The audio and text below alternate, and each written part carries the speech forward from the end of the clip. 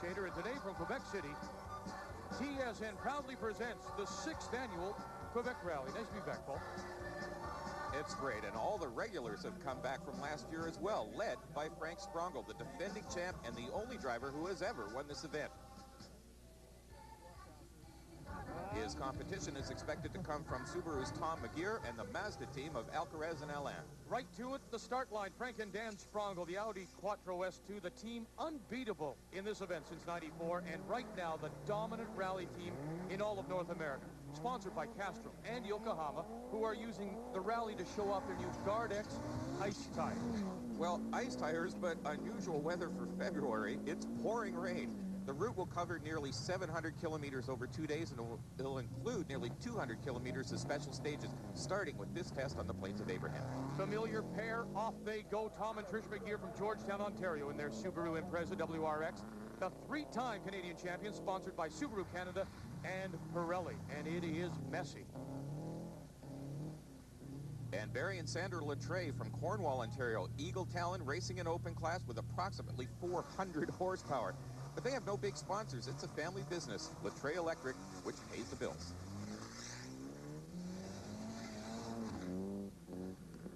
It's a sport for everybody. Sylvain Vincent, Dominique Cyr are a good example of that from La Plaine, Quebec. The '96 Quebec champions returning to the sport after a couple of seasons away.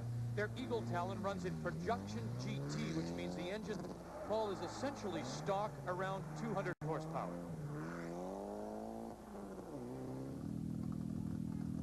Jean-Marc Alcaraz, Marc-André Alain from Saint-Lambert-de-Lauzon. They nearly won this rally last year, but crashed on the final long stage.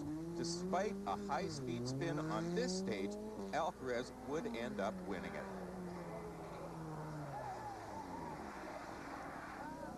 Very nice almost 360, and he got it straightened out. From Dartmouth, Nova Scotia, John and Clark Painter and their Subaru Legacy Turbo. Bonhomme gets them going, and then early sees them roll over, back on the wheels. And in so many rallies, the fans come and help them get going again. The Painters weren't the only team to have trouble. Yves Barbe and Eric Tremblay and Eagle Talon spin, and they're pushed back on the road by the spectators. This is one of those great rallies where there are so many people watching that you often have assistance to get back out of a snowbank or the woods. After leaving Quebec, the teams had 3 long stages totaling 50 kilometers on the forestry roads north of Saint-Raymond. Riding with Tom McGeer, you can see Sprongel's tracks in the fresh snow. Subaru elected to run ice tires, while the Audi team mounted snows. The rain had changed to snow, but the surface was glare ice underneath, and under a light coating of snow, very slippery. Tom McGeer ran off the road 3 times on the first 2 night stages, but still opened to lead of 41 seconds over Frank Sprongel.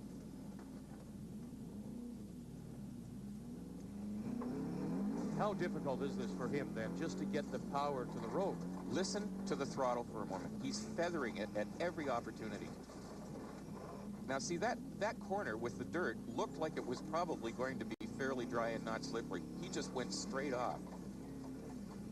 And in effect, the snowbanks become almost like cushions. Exactly. They're playing vehicular bumper pool here. They're really just keeping the car on the road with the snowbanks. Try and keep it straight as best you can. Hear him feather the throttle. Thankfully, the snow isn't falling much harder. And off again.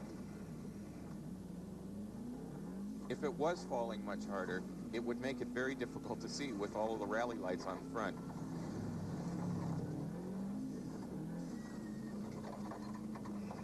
Still trying to keep up a pace. And sideways and into the opposite snowbank. On stage 4, McGeer bounced off a bank but hit something solid in the ditch. The impact jammed the right rear brake caliper and made the car undrivable. Tom at first thought he had a steering problem, but then he found the jammed right rear wheel, removed it, took off the damaged brake caliper, pinched off the brake line, and remounted the wheel. The repair was pretty clever and says a lot about McGeer's ability as a mechanic. Barry Latreille found a snowbank too, but this is one he couldn't bounce off of or get out of. John Nichols right behind, sees Latrays, and guess what? Stuffs himself. So four-wheel, two-wheel drive, it didn't matter. All kinds of problems on this stage through the snow in Quebec. There's Nichols right around backwards into a snowbank. Thankfully, they got to the service in Saint-Raymond, and Sprongel arrives. Now, remember, Paul, he thinks he's second.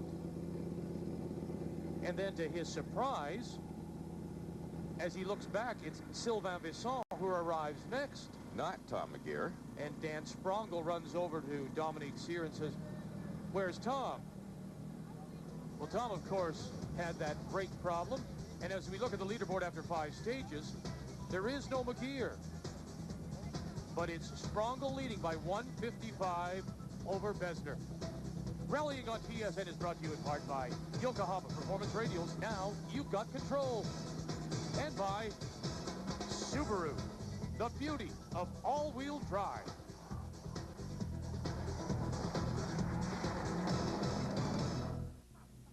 Welcome back. Rick Rutter along with Paul Chater. Day 2 of the Quebec Rally. We're now 1 hour west of Quebec City, and the cars lined up, and everybody wondering about tire choice. We're going to the snow tires, which have an ice compound in them, the W26 Yokohamas.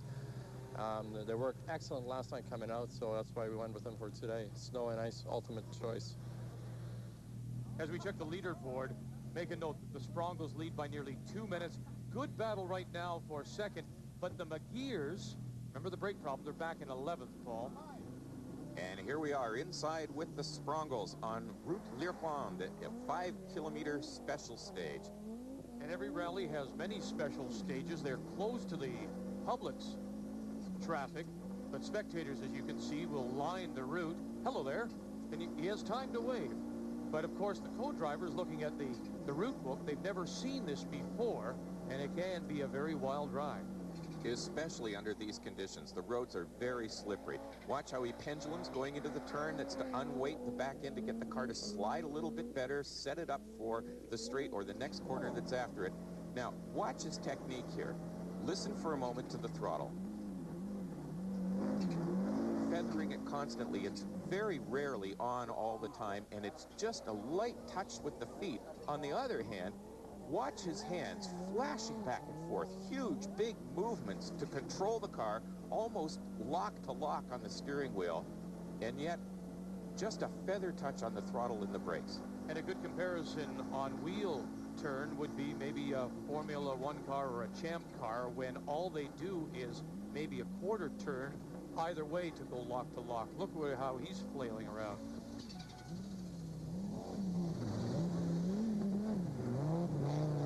These cars rarely go straight. He's rarely in a straight position, isn't he? And in that case, he was lucky there was a snowbank, because he was just about on his way around. But doesn't it seem sometimes that the rear of the car wants to actually go past the front? Constantly. The cars are set up with brake bias and the suspension geometry and everything so that it is conducive to sliding it sideways, but that also makes the car vulnerable to swapping ends.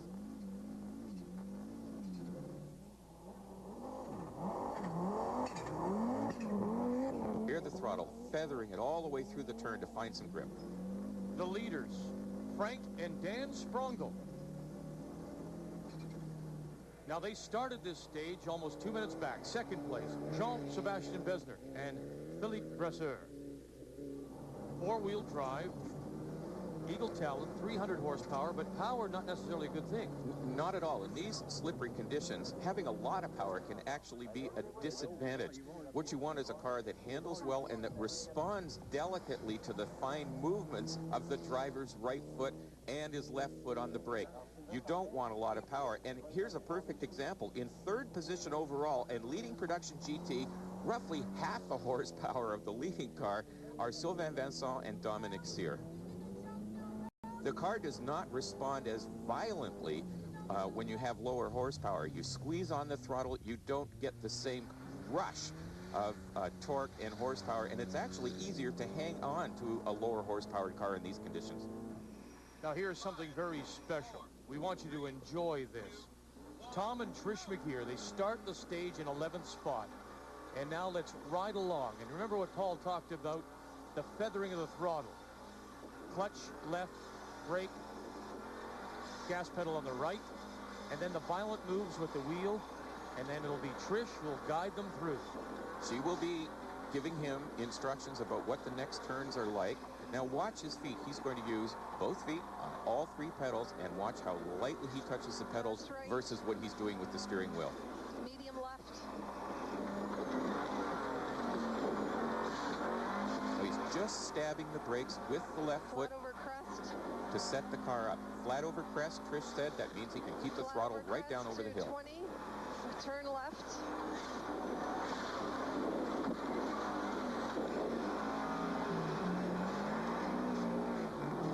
Medium right long.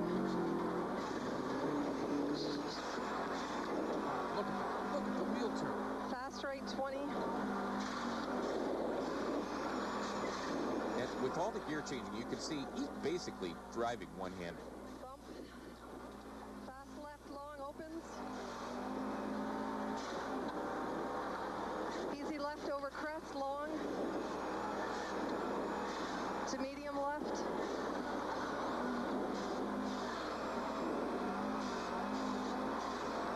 And he can help set himself up for different turns by braking and stabbing. Think of it as he is balancing the car perfectly with his left foot and his right foot. Gas and brake, and he's keeping it balanced in the turns.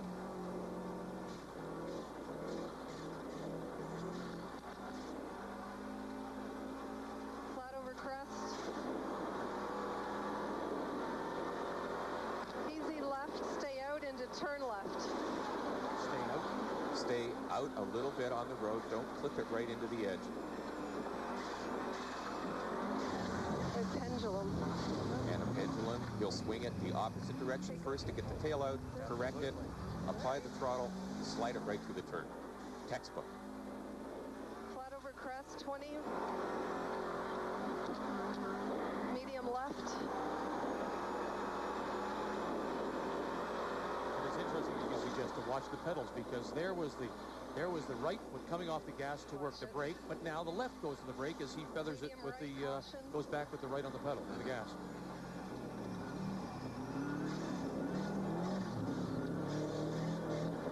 See how lightly he's feathering the throttle. Go, yes. As they're coming up to the end of the stage. Better? That's better. Indeed, much better. And she remains calm through it all. Amazing. Trish McGeer. In 4th place currently, Sakis Hajiminis from New York and Brian Maxwell in their wild 4-wheel drive Volkswagen Fox kit car. And Laval's Eve Barb runs 5th in the Export A Eagle. So as we check the leaderboard, after 7 stages, the Sprongles have won 4 of them. The McGeers are doing better. They're keeping pace, but they're still a distant 10th. There's lots more when we come back to the Quebec Rally here on TSN.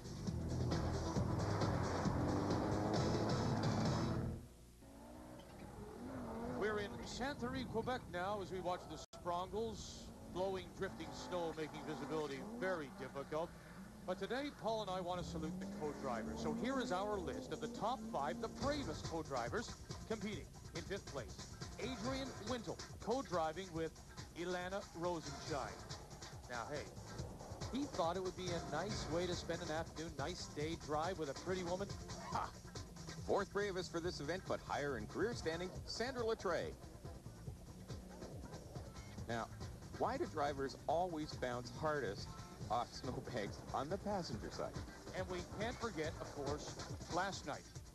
Mike Koch co-drives with front-wheel drive ace John Nichols.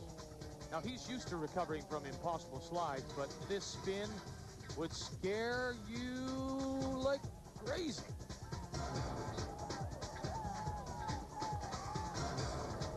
Clark Painter has watched his brother John go progressively faster over the last year. More speed means better results, but it can also mean moments like this.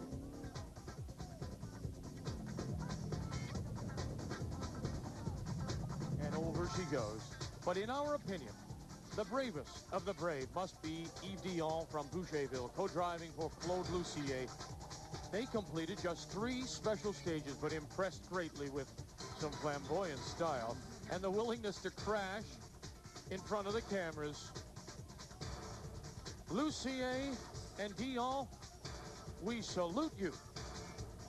We wish you could see you, but we salute you nonetheless. Come back soon.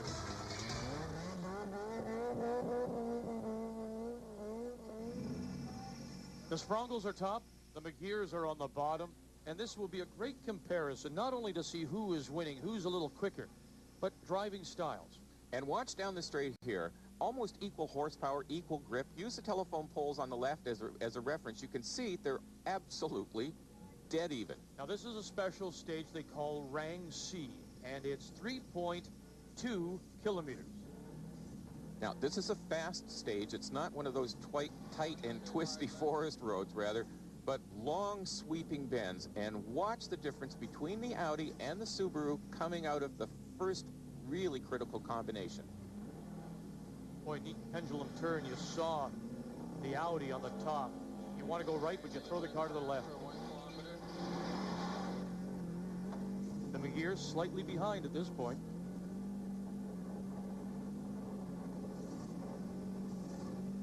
Now watch the difference in driving style. Sprongle, much more aggressive with the steering wheel. Back and forth, hand over hand. But does that scrub off speed? Well, it's all dependent on the car itself, on the tires they're running, the horsepower, the suspension setup. McGear obviously feels very stable on this surface. He's not moving the wheel much at all. Because you compare it with other driving techniques in other forms of racing, and the idea is to minimize your steering wheel movement. But in this case, they're steering the car as much with their feet as they are with their hands. And they're balancing the car, being gentle on the pedals, but making the corrections, in essence, with the steering wheel. 200 medium left over bridge. You're still slightly behind. To right, left, to right. And Paul, when it was all said and done, it was the Sprongles winning the stage by 0.3 of a second.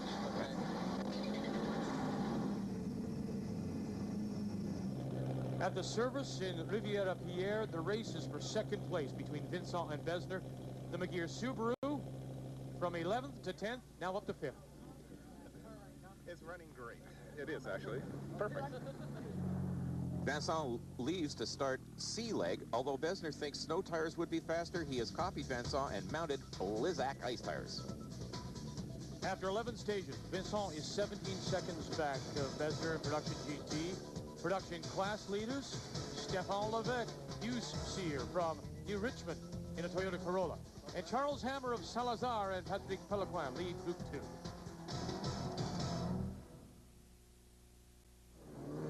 Welcome back, and this race for second place, Jean-Sébastien Besner against Sylvain Vincent, and Paul, it's all about tires. Besner doesn't want to guess wrong on tires and throw away a 17-second margin over Vincent, so he's chosen the same tires as his rival.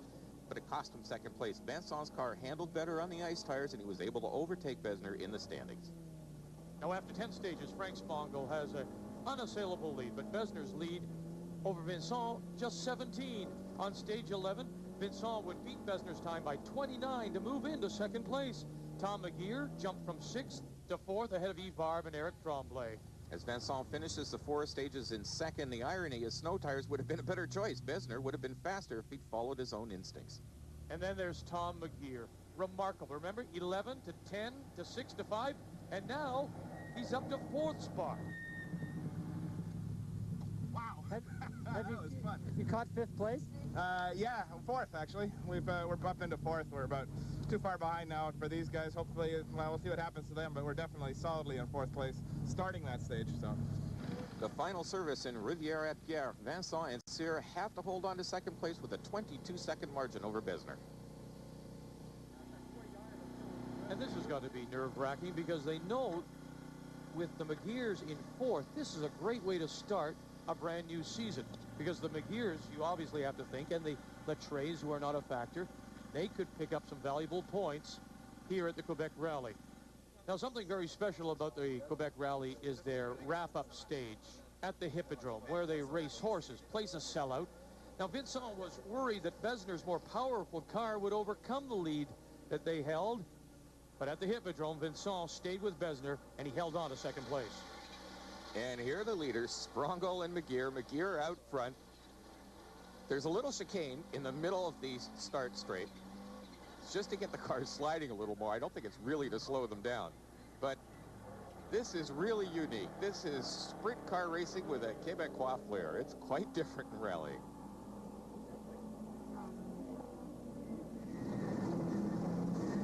Now, do they enjoy this? Oh, I think it's a blast. It's not particularly challenging.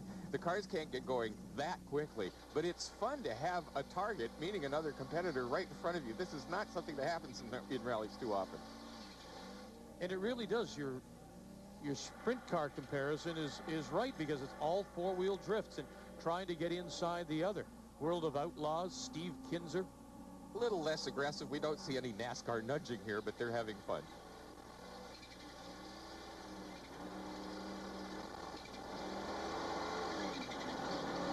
And in another event, had it not been that brake caliber problem, these two may have been fighting for the lead, but now it's the leader and the fourth place car. Hold on, as the Sprongles can't, and he'll turn it around. Well, no yellow flags on this kind of oval track. He's just got to get it going and rejoin. But time for a donut or two. Hey, it's a victory donut. The Sprongles will win it. Vincent Scheer hold on to second place ahead of Besner and Brasseur, and what a run by the McGears to pick up fourth place. What a great way to start a brand new season as the Sprongles finish first in Quebec.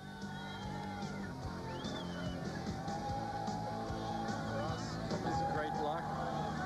We'll be back next year. Great event. Spectators, as you've seen here, better than ever. Sponsors, Yokohama, Castrol, and Audi, phenomenal. I gotta thank Sears for letting us use their facility to get the car fixed. TSN's coverage of the Quebec Rally has been brought to you in part by Yokohama Performance Radios. Now you've got control. And by Subaru, the beauty of all-wheel drive. We'd love to hear from you. Drop us a line online at Rallye, tsn.ca. On behalf of Paul Chater and our entire crew, I'm Vic Broder. Thanks for joining us. The Quebec Rally is here on TSN.